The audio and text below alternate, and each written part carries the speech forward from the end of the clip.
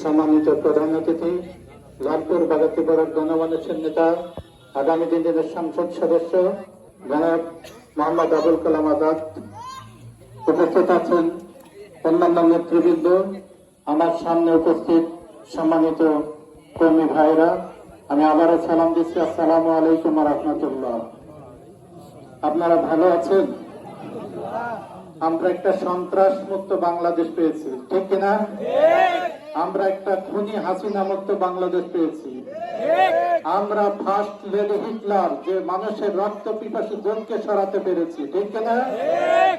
মাওলানা দেলাওয়ার হোসেন সাইদি তিনটি কথা বলেছিলেন, স্বৈরাচার সব করতে পারে, নিজের পতনের রাস্তা বন্ধ করতে পারে না। 2 নম্বর কথা বলেছিলেন, এমন একটা সময় আসবে পালানোর মতো কোন পথ ইন্দোরে গর্ত পর্যন্ত খুঁজে পাবে না।